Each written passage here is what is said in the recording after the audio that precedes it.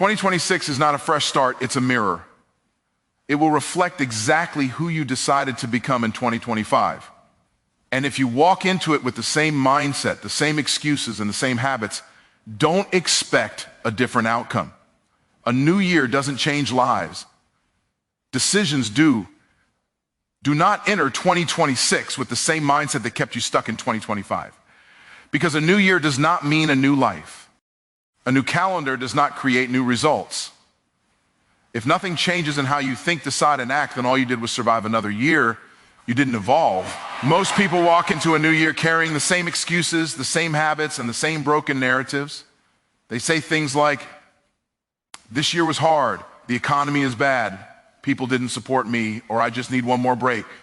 But let me tell you something most people won't say out loud. Excuses are the most expensive luxury you can afford.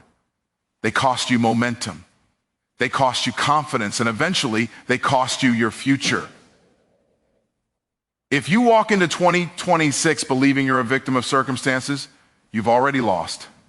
The world does not reward victims, it responds to leaders. And leadership starts the moment you take full responsibility for where you are, without blaming anyone, anything, or any season. Responsibility is not punishment. Responsibility is power. The moment you say, this is on me, you regain control. Another mindset you cannot carry into 2026 is waiting to feel motivated. Motivation is unreliable. It comes and goes like a feeling. Discipline, on the other hand, is a system. Winners don't wake up inspired every day. They wake up committed. They move even when it's boring. They move even when it's uncomfortable. They move even when nobody is clapping. If you only work when you feel like it, your results will always be seasonal. Discipline is what turns ordinary people into uncommon performers. Do not make the mistake of thinking time will fix what decisions refuse to confront. Time does not create change. Time reveals patterns. If you did the same thing all of last year, 2026 will simply expose it faster. Growth does not come from waiting, it comes from choosing. One clear decision can outperform 12 months of hoping. You don't need more time, you need a higher standard. Another dangerous mindset is believing that more information will save you. You don't need another video, another podcast, another book if you are not executing what you already know. Information without implementation is entertainment disguised as progress. Growth happens when knowledge turns into action, and action turns into results. Stop collecting ideas and start building outcomes. You also cannot afford to enter 2026 trying to stay comfortable. Comfort is the silent killer of potential. Everything you want is on the other side of tension. Difficult conversations, uncomfortable decisions, and unfamiliar responsibilities. If you protect your comfort, you will sacrifice your capacity. Growth demands pressure. Expansion requires stretch. And the version of you that wins in 2026 will not look like the version that played it safe in 2025. And here's the truth, most people don't like to hear, don't get paid for what you want. You get paid for what you become. Life does not reward desire, it rewards value. If you want more income, you must increase your skill. If you want more influence, you must increase your character. If you want more freedom, you must increase your discipline. Wishing is not a strategy. Becoming is. So before you step into 2026, check the mindset you're carrying. Drop the excuses, drop the waiting, drop the comfort, drop the entitlement. Decide that this is the year you move differently, think differently, and execute differently. Because the future does not belong to the lucky, it belongs to the prepared. And preparation begins with a decision right now to never enter another year as the same person again. The victim mindset is expensive, and most people don't realize the bill is due every single day. It costs you time, because instead of moving forward, you're busy explaining why you can't. It costs you energy, because blaming others drains focus that could be used to build solutions. And it costs you opportunity, because while you're waiting for fairness, life is rewarding responsibility. The moment you see yourself as a victim, you give away power. You hand control of your future to circumstances, people, systems, or seasons. And then you wonder why nothing changes. Victimhood feels safe because it removes pressure, but safety is exactly why it keeps people stuck. When someone believes they are a victim, they stop asking the most important question, what can I do differently? Instead, they ask, why did this happen to me? That question leads nowhere. It creates stories, not strategies.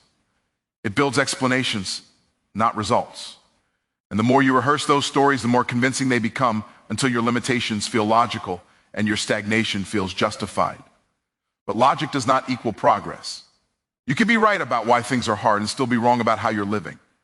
The victim mindset also creates a dangerous addiction to sympathy. When people agree with your excuses, it feels validating. When they say, you're right, it's not your fault, it temporarily eases the pain. But sympathy never changes outcomes. Accountability does. Growth does. Ownership does. And the harsh truth is this: life does not care whose fault it is. Life only responds to who takes responsibility. You don't get credit for your intentions, your struggles, or your past. You get results for your actions. Every time you say, I can't because they didn't, you delay your own breakthrough. Every time you blame the economy, your upbringing, your boss, or your lack of support, you quietly accept that your future is out of your control. And once you accept that, you stop trying at the level required to win. Victims wait to be rescued. Leaders build exits. Victims explain, leaders execute. Victims focus on what's missing. Leaders focus on what's possible with what they have. Responsibility is not about self-blame, it's about self-empowerment. The moment you say, this is on me, you reclaim your ability to change. You may not control what happened to you, but you always control what you do next. And the people who W in life understand this deeply. They don't waste time arguing with reality. They adapt, they adjust, they act. While others are busy proving why success is unfair, they're quietly stacking results. The victim mindset keeps people emotionally busy but strategically broke. It feels like movement, but it's mental noise. It keeps you talking instead of building, reacting instead of creating, surviving instead of leading. And the longer you stay there, the more expensive it becomes, because time is the one resource you never get back. Years pass, potential fades, and eventually regret replaces excuses. If you want a different future, the first thing you must abandon is the belief that someone else owes it to you. No one is coming to save you. And that's not bad news, that's freedom. Because the moment you stop seeing yourself as a victim is the moment you realize you've had the power all along. Waiting for motivation instead of building discipline is one of the most common traps that keeps people average. Motivation feels powerful, but it is unreliable. It comes when conditions are right, when emotions are high, when results are visible. Discipline shows up when none of that is pre. People who wait for motivation are subconsciously saying, I'll move when I feel good. People who build discipline are saying, I'll move because I decided. One mindset is emotional, the other is structural. And structures always outlast emotions. Motivation depends on mood, and moods change daily. Some days you feel confident, energized, and focused. Other days you feel tired, uncertain, and overwhelmed. If your progress depends on how you feel, your results will always be inconsistent. That's why so many people start strong and finish weak. They mistake excitement for commitment. But excitement fades quickly, especially when the work gets repetitive, boring, or uncomfortable. Discipline is what carries you when motivation disappears. Discipline is not about intensity. It's about consistency. It's doing the work when no one is watching. It's showing up on ordinary days, not just inspired ones. It's executing the plan even when the outcome feels far away. Most people don't fail because they lack talent or opportunity. They fail because they lack structure. They rely on motivation to push them forward instead of systems to pull them through. And systems always win when you wait for motivation. You give your emotions authority over your future. You allow temporary feelings to dictate permanent outcomes. That's dangerous. Feelings were never designed to lead, they were designed to respond. Discipline puts decision-making ahead of emotion. It says, this is who I am, regardless of how I feel today. Identity-driven behavior is far more powerful than emotion-driven FFO. Discipline also builds self-trust. Every time you do what you said you would do, even when it's hard, you reinforce confidence. Confidence is not built by hyper-affirmations, it's built by evidence. Discipline creates that evidence daily. Motivation gives you a rush. Discipline gives you a reputation with yourself first. And how you see yourself determines how high you aim.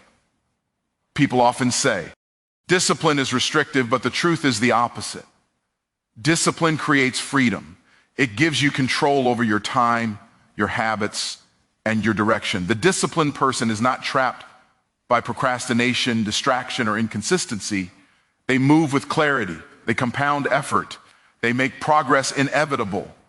Meanwhile, the motivated but undisciplined person stays busy restarting. Uncomfortable truth is that discipline is trained, not found. You don't wake up one day suddenly disciplined. You practice it. You build it through small promises kept consistently. You lower the threshold to start, but raise the standard to quit.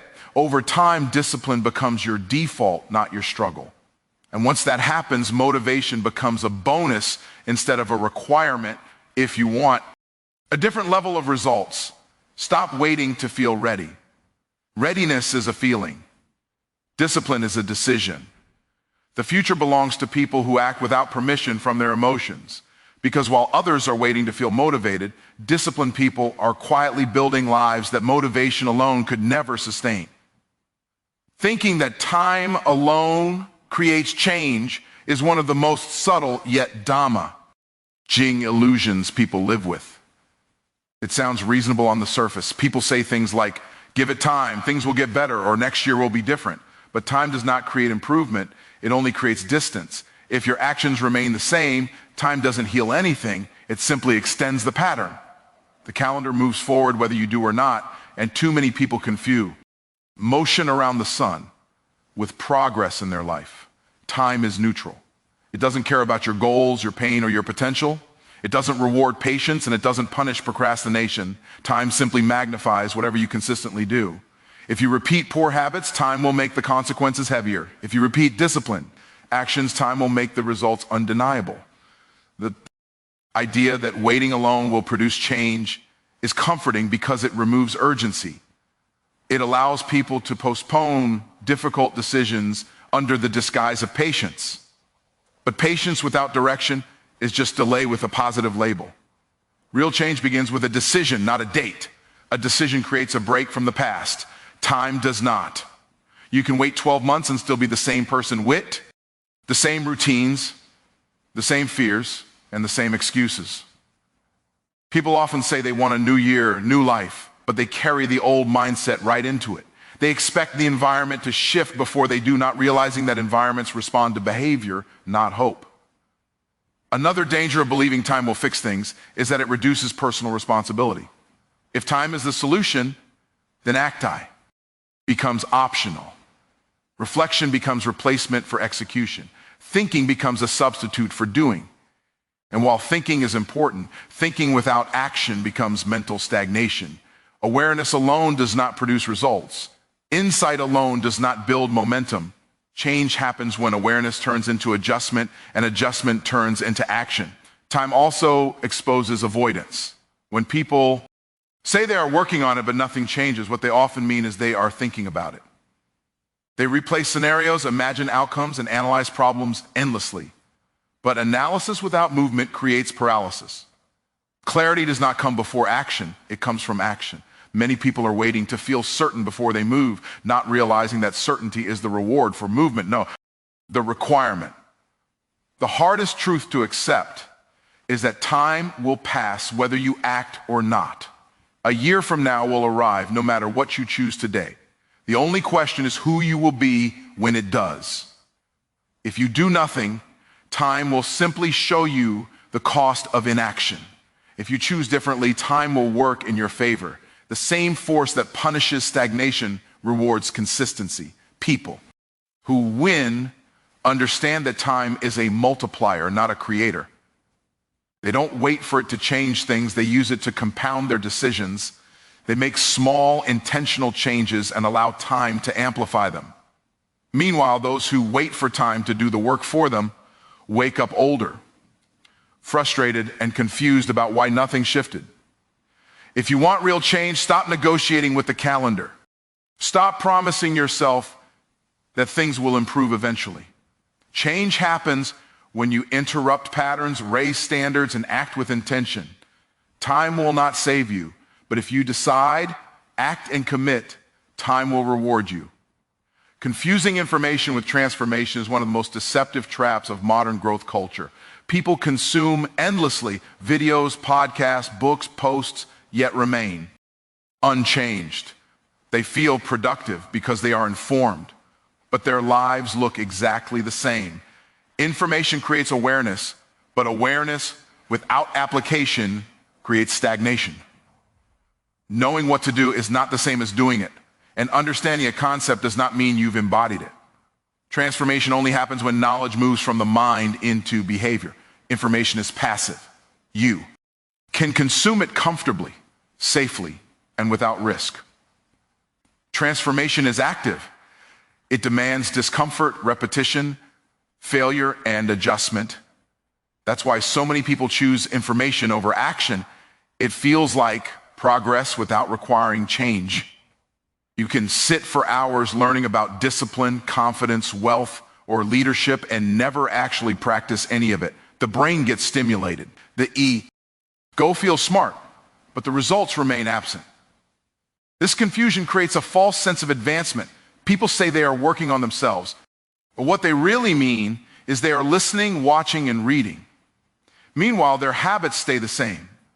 Their routines stay the same. Their standards stay the same. Growth becomes something they consume instead of something they live. And because they are constantly learning, they convince themselves they are moving forward, when in reality they are standing still. Information without execution also builds arrogance without results. When you know a lot but apply little, you start judging outcomes instead of producing them.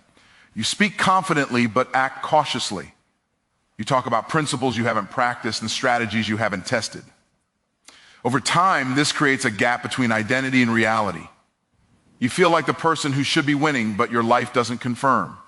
That gap produces frustration, self-doubt, and eventually burnout. Transformation requires repetition, not novelty. Most people don't need new information. They need to apply the old information consistently. Success is rarely hidden. The fundamentals are simple, but they are not easy. Showing up daily, keeping promises, doing the boring work, and staying consistent when no one is watching, that's where change happens. But fundamentals don't feel exciting, so people keep searching for new insights instead of mastering basic execution. Another danger is that information can become a substitute for courage. Acting requires risk. You might fail, you might look foolish, you might be wrong. Learning feels safer. No one criticizes you for watching another video or reading another book, but safety does not produce growth. Action does. And every delay disguised as preparation quietly steals momentum. Real transformation is measurable. It shows up in behavior, results, and identity. You speak differently because you think differently. You act differently because your standards have changed. You don't just know more, you do more. And that only happens when you decide that consumption ends, DS, and implementation begins. If you want to change your life, stop asking, what else do I need to learn? And start asking, what do I need to apply? Information opens the door, but action is the only thing that walks you through it. Without action, knowledge is just noise. Playing small to stay comfortable is one of the quietest ways people abandon their potential. It doesn't look like failure. It looks reasonable. It looks like being cautious, realistic, or patient. But beneath the surface, it's fear wearing a responsible mask. Comfort feels good in the moment, but it slowly shrinks your world. The more you protect your comfort, the more you limit your capacity, until eventually your life fits perfectly inside the boundaries of what feels safe and nowhere near what you're capable of. Comfort discourages risk, and without risk, there is no growth. Growth requires stretching into unfamiliar territory, doing things before you feel ready, and making decisions that don't guarantee approval. When you play small, you avoid rejection, criticism, and failure, but you also avoid progress. You trade long-term fulfillment for short-term relief. And while comfort promises peace, it often delivers regret. Not the loud kind, but the quiet kind that shows up when you realize years passed and nothing meaningful changed. People who play small often tell themselves they're waiting for the right time. But the truth is, the right time almost never feels comfortable. The right time feels inconvenient, uncertain, and demanding. Playing small delays responsibility. It keeps dreams in the someday category so they never have to be tested. Because once you go all in, excuses disappear. And for many people, excuses feel safer than accountability. Comfort also keeps standards low. When you're focused on staying comfortable, you stop pushing for excellence. You settle for good enough. You tolerate situations you've outgrown. You accept habits that no longer serve you. Over time, this lowers your self-respect. You may not notice it immediately, but deep down you know when you're capable of more and choosing less. That internal conflict creates dissatisfaction, even when life looks fine on the outside. Playing small doesn't just limit results, it limits identity. You begin to see yourself as someone who avoids discomfort rather than someone who rises to challenges. And identity drives behavior. Once you label why you are self as not that kind of person, you unconsciously sabotage opportunities that demand more courage, leadership, or visibility. Comfort becomes your ceiling, and anything above it feels unreachable, even though it isn't. The uncomfortable truth is that comfort is often the reward of past growth, not the strategy for future growth. What once felt challenging becomes normal, and what once felt impossible becomes routine. But if you stop pushing at that point, stagnation sets in. Life expands only when you do. And expansion always feels uncomfortable at first. Pressure isn't a sign you're doing something wrong. It's a sign you're growing. People who create extraordinary lives are not more fearless. They are more willing. Willing to be uncomfortable, willing to look inexperienced, willing to risk temporary instability for long-term alignment. They understand that comfort is not the goal. Capacity is. Becoming someone who can handle more responsibility, more pressure, and more opportunity requires stepping beyond what feels safe today. If you want a bigger life, you must be willing to live outside your comfort zone. Not recklessly, but intentionally. Not constantly, but consistently. Comfort will always invite you to stay where you are. Growth will always ask you to move. And the life you want exists only on one side of that choice.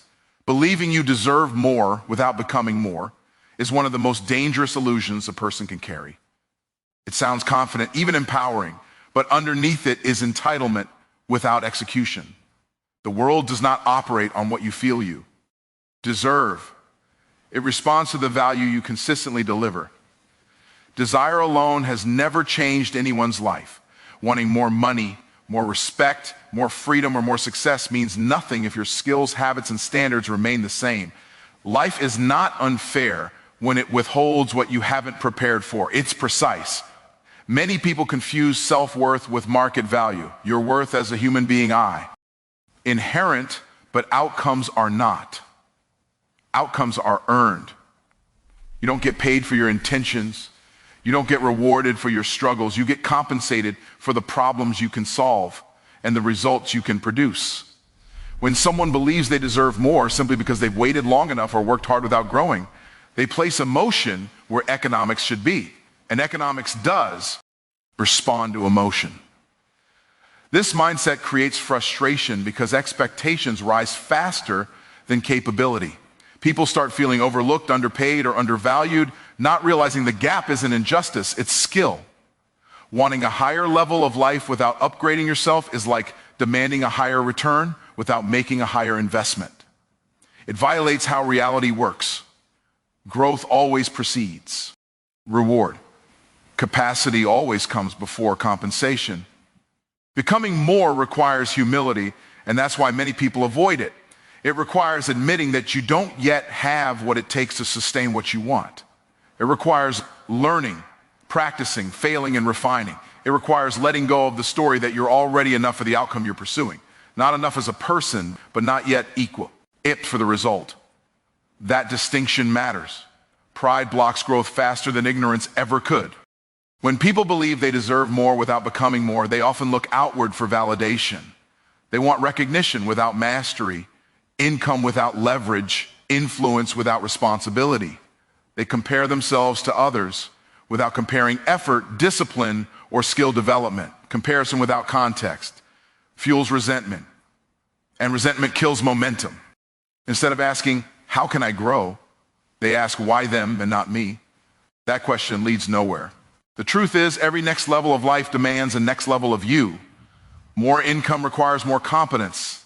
More freedom requires more discipline. More leadership requires more character.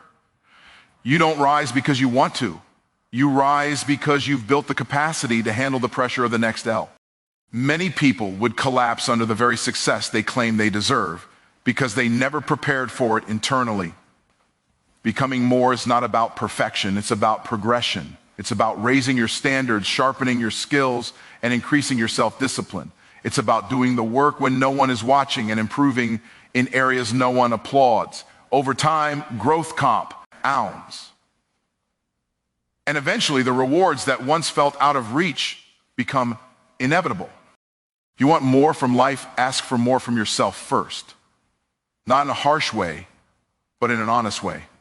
Who do you need to become to sustain what you're asking for?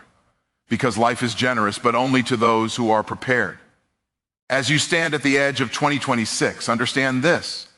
The year ahead will not negotiate with your excuses, your comfort, or your intentions. It will respond only to who you decide to become. The mindset you carry forward will either compound your growth or multiply your regrets. Nothing changes because you hope harder. Everything changes when you choose differently and act consistently. Let this be the year you stop waiting, stop shrinking, and stop expecting rewards you haven't prepared for. Let this be the year you take full ownership of your decisions, your discipline, your development. Because the future does not belong to those who wish for more, but to those who become more. Walk into 2026 with higher standards, stronger habits, and a deeper commitment to execution. Not louder promises, not better excuses, just consistent action. If you do that, 2026 won't just be another year on the calendar. It will be the year your life finally starts reflecting your potential.